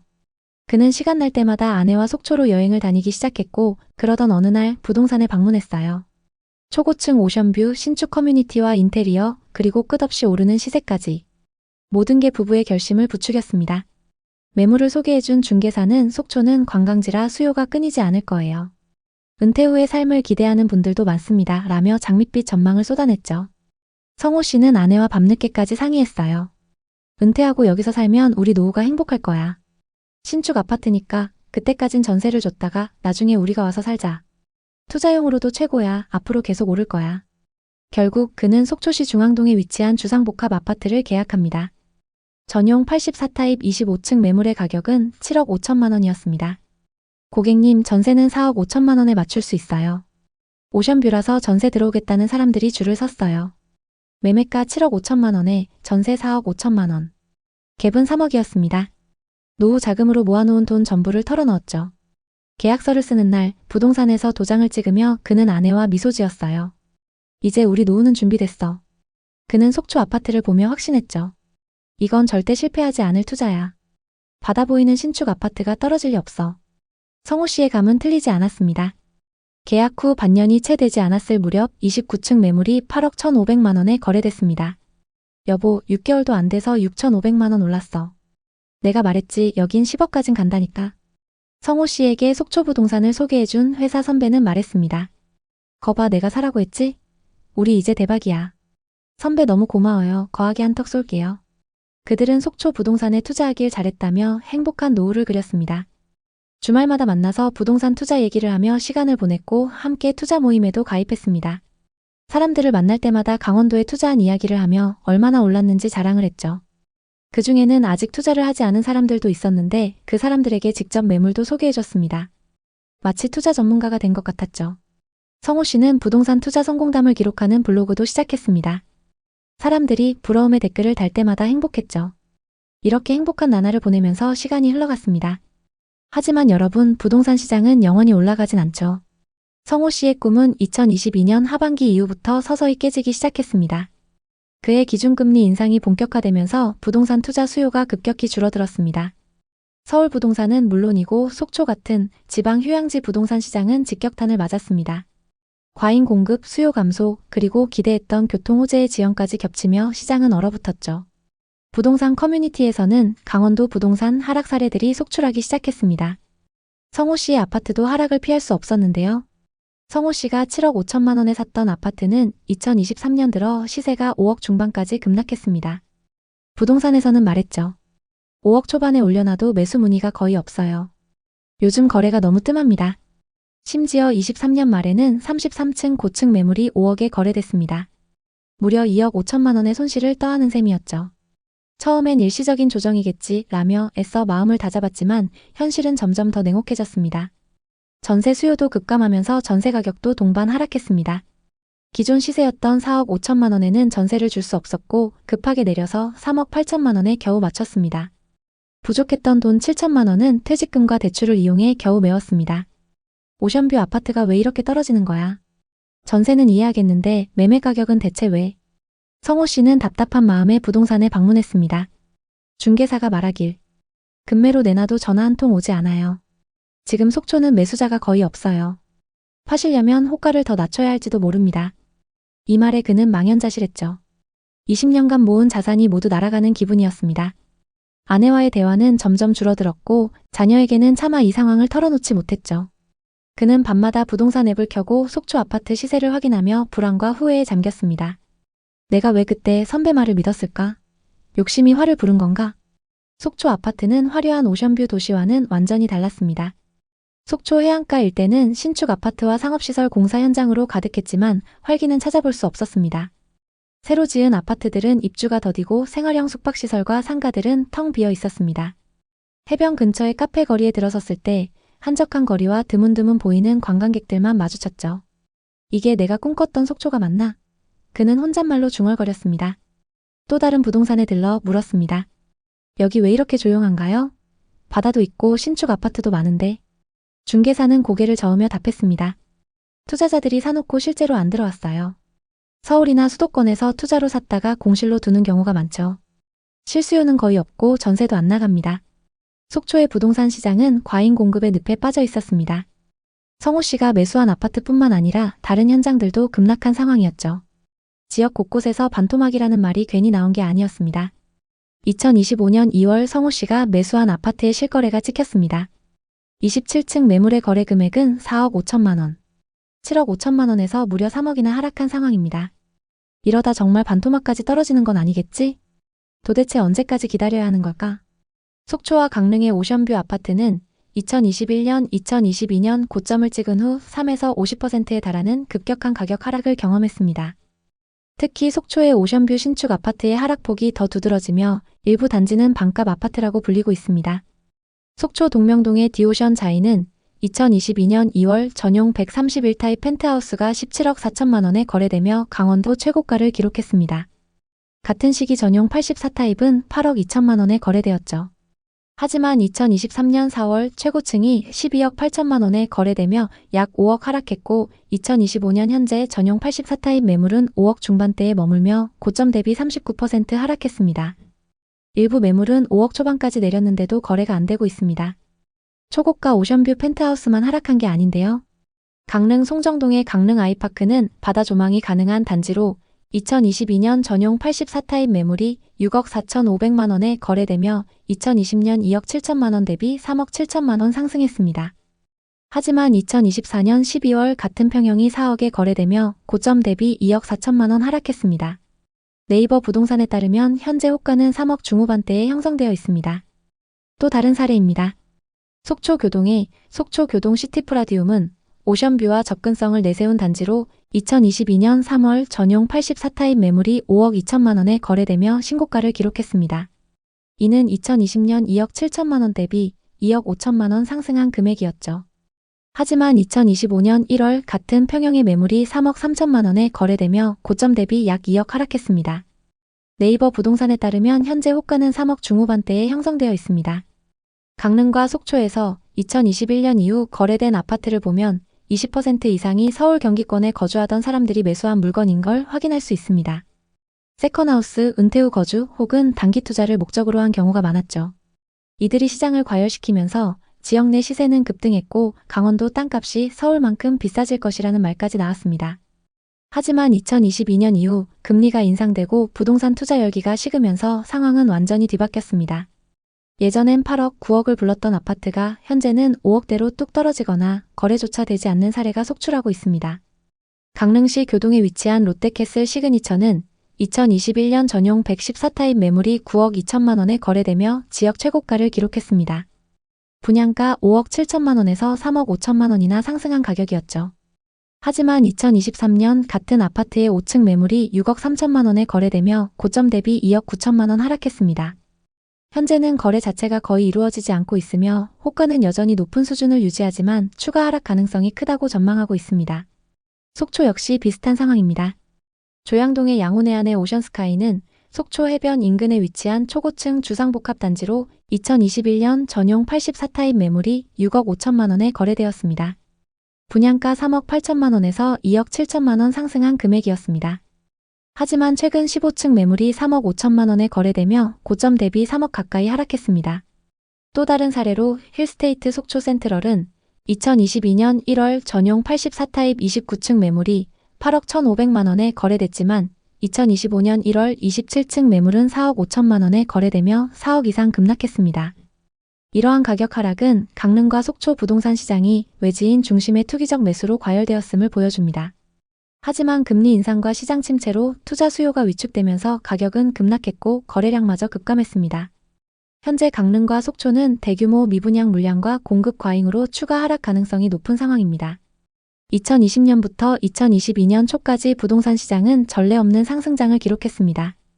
서울 수도권은 물론이고 강원도 원주와 춘천, 그리고 속초, 강릉 같은 지역까지 집값이 폭등했습니다. 특히 속초의 경우 바닷가 초고층 아파트들이 해외 바닷가 부동산을 연상케 하며 최고가를 경신했습니다. 또 다른 사례를 보겠습니다. 예를 들어 속초 디오션 자이 전용 131타입 40층 매물은 2022년 2월 17억 4천만 원에 거래되었습니다. 같은 시기 전용 84타입은 8억 2천만 원에 거래되며 최고가를 찍었습니다. 강릉, 원주, 춘천 등 강원도 전역에서도 비슷한 현상이 벌어졌죠. 이 최고가의 배경에는 여러 요인이 있었습니다. 저금리로 인해 대출이 쉬워졌고 투자 열기가 과열되었습니다. 또 GTX 계획으로 강원도의 시간적 거리가 단축될 거라며 투자 수요가 몰렸습니다. 그리고 서울과 경기 지역의 고소득층이 강원도의 오션뷰 아파트를 세컨드하우스로 매입하며 가격을 끌어올렸습니다. 2021년부터 2023년 사이 속초 아파트 매수자 중 서울 거주자의 비중은 22%, 강릉은 17%에 달했습니다. 하지만 2022년 하반기부터 부동산 시장은 급격히 냉각되었습니다. 미국의 금리 인상, 국내 대출 규제 강화, 그리고 과열된 시장에 대한 피로감이 겹치며 집값은 하락세로 돌아섰습니다. 속초 디오션자이 아파트의 사례를 다시 보겠습니다. 2022년 2월 40층이 17억 4천만 원에 거래됐고 2023년 4월 43층이 12억 8천만 원에 거래되면서 약 5억 하락했습니다. 그리고 2025년 현재 거래가 거의 이루어지지 않고 있으며 호가는 22억에 나와 있습니다. 전용 84타입의 경우 2021년 8억 2천만 원에서 2025년 현재 5억의 매물로 나와 거의 반토막이 났습니다. 강릉과 속초의 오션뷰 아파트들은 대부분 비슷한 패턴을 보이고 있습니다. 강원도 지역별로 하락폭을 살펴보겠습니다. 속초는 최고점 대비 40% 이상 하락했습니다. 특히 오션뷰 아파트의 하락폭이 큽니다. 힐스테이트 속초 센트럴 전용 84타입은 2022년 8억 1,500만 원에서 2025년 2월 4억 5천만 원으로 40% 이상 하락했습니다. 강릉은 속초보다는 하락폭이 덜하지만 미분양 문제가 심각합니다. 강릉 오션시티 아이파크는 분양 당시 1순위 경쟁률 17대 1을 기록했지만 아직도 미분양 상태입니다. 그리고 춘천과 원주는 GTX 효과로 보합세를 유지 중이지만 매매 수요가 현저히 줄어들면서 전세가가 매매가를 웃도는 현상이 나타나고 있습니다. 강원도 동해안 지역은 미분양 문제로 몸살을 앓고 있습니다. 속초의 경우 오션뷰 아파트 절반 이상 미분양 상태인데도 앞으로 공급이 많이 예정되어 있습니다. 부동산 개발사들은 높은 땅값에 빌린 돈으로 사업을 시작했지만 분양이 되지 않으면서 자금난에 시달리고 있습니다. 일부 시행사는 부도위기에 몰렸고 이는 지역 경제에도 악영향을 미치고 있습니다. 앞으로 강원도의 전망은 어떨까요? 부동산 시장의 미래를 예측하기는 어렵지만 몇 가지 요인을 고려할 때 당분간 하락세가 지속될 가능성이 높습니다. 우선 공급이 너무 많습니다. 강릉과 속초에서 계획된 대규모 신규 분양은 수요를 초과하고 있습니다. 이는 분양가 하락 압력으로 이어질 것입니다. 그리고 아직까지 금리가 높은 것도 대출 부담을 가중시키며 부동산 수요를 억제하고 있습니다. 하지만 실수요자 입장에서는 지금이 오히려 기회일 수 있습니다. 분양가가 하락하고 미분양 물량이 늘어나면서 가격을 협상할 수 있는 상황이 되고 있습니다. 특히 세컨드 하우스를 고려하는 분들이라면 매매 대신 전세를 활용하는 것도 좋은 전략입니다. 예를 들어 속초 디오션 자이 전용 84타입 전세가는 약 3억 3천만 원, 힐스테이트 속초 센트럴도 3억 3천만 원 수준으로 비교적 괜찮은 가격대입니다. 투자를 고민하시는 분들이라면 급하게 매수에 나서기보다는 시장을 관망하며 가격이 안정화되기를 기다리시는 것이 좋습니다. 세컨드 하우스를 원한다면 앞서 말씀드린 것처럼 전세로 1, 2년 거주하며 시장 상황을 지켜보는 것이 현명한 판단입니다. 또 분양 사무실이나 부동산의 호객행위나 허위 매물에 속지 않도록 신뢰할 수 있는 정보를 꾸준히 확인하세요. 부동산 투기 열풍은 많은 사람들에게 기회이자 동시에 큰 손해를 안겼습니다. 속초와 강릉의 바다는 여전히 아름답지만 거품이 낀 가격에 휩쓸리면 큰 손실을 볼 수 있습니다. 강원도 부동산에 관심 있는 분들에게 도움이 됐으면 좋겠네요. 오늘도 영상 봐주셔서 감사합니다. 항상 여러분의 성공적인 투자를 응원하겠습니다. 오늘 영상이 도움되셨다면 구독, 좋아요 부탁드립니다. 감사합니다. 10억까지 올랐던 호가가 6억 중반까지 하락한 모습을 본 영호 씨는 좌절했습니다. 내가 왜 그때 안 팔았을까? 올랐을 때 팔았어야 했는데 왜 그렇게 자신만만했지? 후회와 자책이 밀려왔습니다. 제주도에 투자했다가 큰 손해를 본 영호 씨는 지금 어떻게 됐을까요? 최영호 씨는 40대 후반 중견기업 부장으로 바쁜 일상을 보내는 가장이었습니다. 아내와 아들을 둔 그는 가족에게 더 나은 삶을 제공하고픈 꿈을 품고 있었습니다. 제주도는 영호 씨 부부의 오랜 로망이었죠. 푸른 바다와 한라산의 장관, 여유로운 라이프 스타일은 그들의 마음을 사로잡았습니다. 매년 여름 제주로 휴가를 떠날 때면 여기서 살고 싶다며 얘기했죠. 2020년 이후 제주 부동산 시장이 뜨겁게 달아오르면서 그 꿈이 현실로 다가왔습니다. 영호 씨는 제주에 집을 마련하면 투자와 휴양, 은퇴 후 삶까지 모두 해결될 거라 믿었습니다. 당시 제주도는 타운하우스 열풍이 한창이었죠. 부동산 유튜버들은 제주는 대한민국의 하와이, 타운하우스는 무조건 대박이라며 시장을 띄웠고 온라인 커뮤니티는 지금 안 사면 기회 없다는 글들로 가득했어요. 중국인 투자자들이 대거 유입되며 가격이 치솟았고 서울의 고소득층 사이에서 제주 타운하우스는 투자 겸 휴양지의 상징으로 떠올랐습니다. 영호 씨는 퇴근 후 유튜브를 보며 제주 부동산 영상에 푹 빠졌죠. 서귀포시 중문의 오션빌리지 타운하우스가 눈에 들어왔습니다. 2층으로 된 고급 타운하우스 당시 분양가가 7억 8천만 원으로 서울 못지않게 비쌌습니다. 영호 씨는 아내와 심도 깊은 대화를 나눴습니다. 여보, 제주 타운하우스 지금 안 사면 평생 후회할 거야. 지금 투자해두고 나중에 은퇴하면 내려가서 살자. 아내는 처음엔 너무 비싸다며 망설였지만 영호 씨의 계속되는 설득에 결국 동의했죠. 투자도 되고 노후 생활로 딱이야. 부부는 모았던 돈과 주식에 투자한 돈 3억 5천만 원에 대출 4억 3천만 원으로 자금을 마련하기로 했습니다. 2021년 초 영호 씨는 오션빌리지를 7억 8천만 원에 계약했습니다. 계약서를 쓰는 순간 그는 가슴이 벅찼습니다. 드디어 제주에 우리 집이 생겼어. 이건 집이 아니라 우리 가족의 미래야. 아내도 미소 지으며 우리 노후를 제주에서 보내자. 최고의 선택이야 라고 말했죠. 가족 모두 설렘으로 가득했습니다. 계약 후 몇 달 제주 부동산 시장은 폭발적으로 상승했습니다. 2021년 중순 영호 씨의 타운하우스는 프리미엄이 붙었고 8억 4천만 원에 거래되며 최고가를 찍었고 호가는 10억까지 치솟았습니다. 부동산 커뮤니티는 열광의 도가니였죠. 제주는 끝없이 오른다. 중국인 자본이 계속 들어온다. 제주공항 확정되면 12억도 가능하다. 이런 글이 매일 올라왔습니다. 영호 씨는 중문 부동산에서 만난 직원의 말을 떠올렸어요.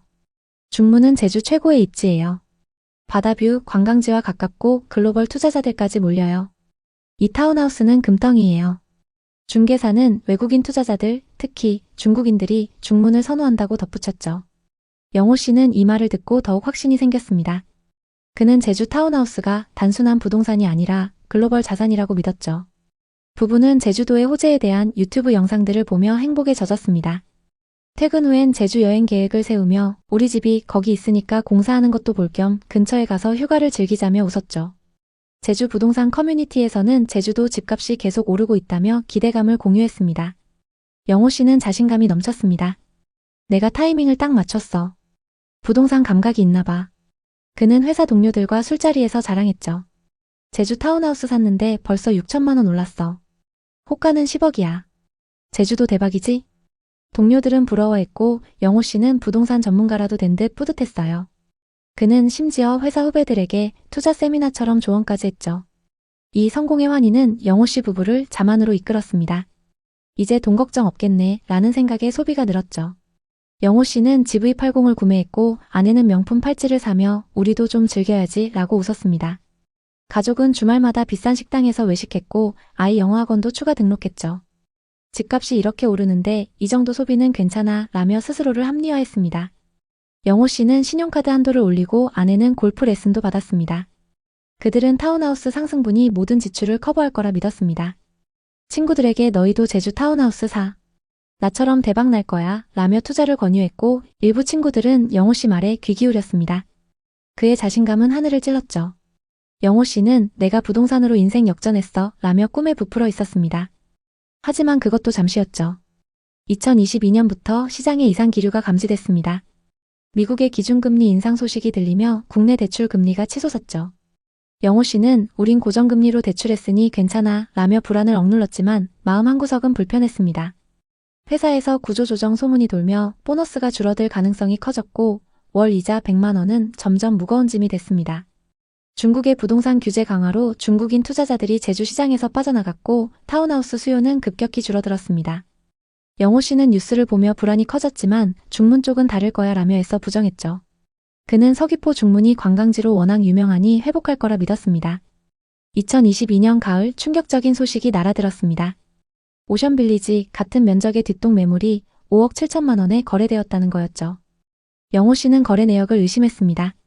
7억 8천만 원에 샀는데 5억 7천만 원? 2억 1천만 원 손해? 그는 다리에 힘이 풀려 소파에 주저앉았습니다. 이게 무슨 일이야? 아내도 창백한 얼굴로 말했어요. 우리 돈 다 날린 거야? 어떻게 해야 해? 부부는 밤새 잠을 이루지 못하고 한숨을 내쉬었습니다. 영호 씨는 가슴이 조여오며 숨쉬기조차 힘들었죠.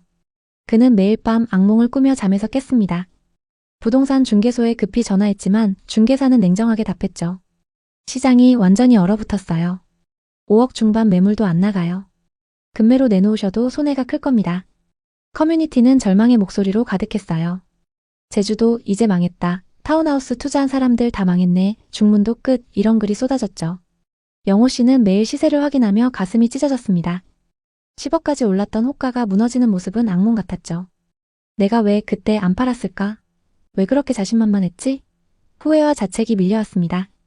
과소비했던 기억이 떠오를 때마다 그는 머리를 쥐어뜯었습니다. 그때 차 안 사고 명품 안 샀으면 지금 이렇게 힘들진 않았을 텐데. 아내는 당신이 무리하자고 했잖아. 이렇게 될 줄 몰랐어? 라며 눈물을 흘렸고 영호 씨는 대답할 말이 없었죠. 아이는 아빠 우리 제주도 언제 가? 라고 물었지만 그는 가슴이 미어졌습니다. 한때 꿈의 상징이었던 타운하우스는 가족을 짓누르는 큰 짐이 됐죠. 영호 씨는 친구들에게 연락을 끊고 회사에서도 말이 줄어들었습니다. 그는 자신의 실패를 누구에게도 털어놓을 수 없었죠.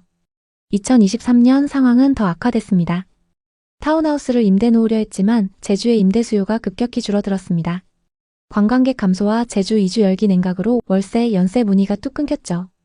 영호 씨 부부는 타운하우스를 유지하기 위해 추가 대출을 받았습니다. 이자를 감당하려 생활비를 아껴봤지만 매달 이자 상환은 숨막히는 부담이었죠. 영호 씨는 야근과 주말 특근을 자처하며 수입을 늘리려 했지만 체력은 한계에 부딪혔습니다. 그는 점점 지쳐갔고 집에 돌아오면 말없이 TV만 바라봤죠. 아내는 아이 학원비를 줄이고 외식 대신 집밥을 준비하며 절약했지만 가게는 점점 쪼들렸습니다. 가족의 분위기는 어두워졌습니다. 아내는 우리 왜 이렇게 비쌀 때 샀지? 그냥 수도권으로 투자할 걸 그랬나? 라며 한숨을 쉬었고 영호 씨는 내가 다 잘못했어 라며 자책했습니다. 아이는 부모의 표정을 읽으며 조용해졌고 집안은 웃음소리가 사라졌죠. 영호 씨는 퇴근 후 맥주 한 캔을 마시며 혼잣말을 했습니다. 부동산이 행복을 가져다 줄 줄 알았는데 다 내 잘못이야. 그는 타운하우스 계약서를 꺼내보며 한숨을 쉬었죠. 한때 자랑스러웠던 그 종이는 이제 고통의 상징이 됐습니다. 영호 씨는 투자 실패로 자신감을 잃었고 회사에서도 실수가 잦아졌습니다. 2024년 말 영호 씨는 중문에 있는 부동산 사장과 통화를 했습니다. 놀랍게도 오션빌리지 동일평형 매물이 6억 4천만 원에 거래됐다는 소식을 들었죠. 조금씩 오르는 건가? 그는 조심스럽게 제주 부동산 커뮤니티에 접속해봤습니다. 제주도 부동산 시장이 소폭 반등하고 있다는 글이 올라오고 있었습니다.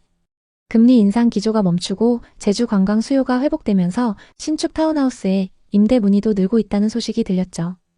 중개사는 전화로 말했어요. 중문은 입지가 좋아서 회복이 빠른 편이에요. 조금 더 버텨보세요. 영호 씨는 이 소식에 희미한 희망을 품었지만 여전히 조심스러웠죠. 그는 과거의 자만이 얼마나 큰 실수였는지 뼈저리게 느꼈습니다. 영호 씨는 아내에게 소식을 전했습니다. 여보, 시장이 좀 나아졌대. 6억 4천만 원까지 올랐어. 아내는 담담히 답했죠. 그래도 7억 8천만 원까지는 멀었잖아. 손에 1억 4천만 원이야. 현실은 냉혹했지만 부부는 무너지지 않았습니다. 아내는 주말 카페 아르바이트를 시작했고 영호 씨는 프리랜서 프로젝트를 따내며 수입을 보탰죠. 부부는 서로를 다독이며 다시 일어섰습니다. 아내는 어느 날 말했어요. 우리 평범한 사람들이야. 잘해보려다 이렇게 됐지만 포기 안 하잖아. 영호 씨는 고개를 끄덕였습니다. 그는 과거로 돌아가도 같은 선택을 할지 모르지만 버티는 힘이 중요하다는 걸 깨달았죠. 2025년 7월 영호 씨는 서울에서 생활하며 제주 타운하우스를 보유하고 있습니다. 집값은 빠르게 회복하지 않지만 그는 매일 시세를 확인하지 않습니다. 조금씩 오르고 있다는 믿음과 가족이 함께 버티고 있다는 사실이 소중했죠. 아내는 집값이야 오르든 말든 우리가 건강하고 행복한 게 중요해 라고 말했습니다. 영호 씨는 아이가 웃는 모습을 보며 생각했죠. 이게 진짜 행복이구나. 그는 타운하우스를 팔지 않고 언젠가는 가족과 제주에서 시간을 보내길 꿈꿉니다. 제주 타운하우스 시장은 불확실성 속에 있습니다. 2020년, 2021년 열풍은 중국인 투자자와 서울 고소득층이 주도했지만 2022년 이후 금리 인상, 공급 과잉, 중국 규제로 큰 하락을 겪었습니다. 인기 지역도 최고가 대비 30% 이상 하락하며 투자자들에게 손실을 안겼죠. 2025년 일부 단지는 6, 7억대에 거래되며 소폭 반등했지만 거래량은 저조합니다. 제주의 강점은 관광과 교육 인프라입니다. 국제학교, 글로벌 기업 이전, 제주공항 확장 계획은 장기 호재로 꼽힙니다. 하지만 단기 투자 리스크는 큽니다. 금리 부담, 급매물 증가, 임대 수요 감소가 회복을 더디게 하죠. 다만 장기적으로 관광산업 회복과 개발 호재가 현실화되면 반등 가능성이 있습니다. 영호 씨의 이야기는 제주 부동산 시장의 급변을 보여줍니다. 상승장의 환희에 취해 자만하고 하락장의 충격에 절망했던 순간들은 많은 사람들에게 익숙할 겁니다. 지금이 기회다라는 외침 속에서 투자에 뛰어든 사람은 큰 리스크를 감수해야 합니다. 반대로 끝났다는 절망 속에서도 누군가는 기회를 준비하죠. 부동산은 장기적인 싸움이며 집은 투자 대상이기 전에 삶의 터전입니다. 영호 씨 부부는 후회와 깨달음을 안고 살아갑니다. 그들은 타운하우스를 포기하지 않았고 가족의 행복을 지키기 위해 노력하죠. 언젠가 집값이 고점을 회복할지 더 시간이 걸릴지는 모릅니다. 하지만 버티는 과정에서 그들은 더 강해졌습니다. 구독자 여러분, 영호 씨의 이야기를 어떻게 들으셨나요? 제주 타운하우스나 부동산 투자 경험이 있으신가요? 댓글로 이야기를 나눠주세요. 여러분의 댓글이 누군가에게 큰 깨달음이 될 수 있습니다. 구독과 좋아요도 잊지 말아주세요. 감사합니다.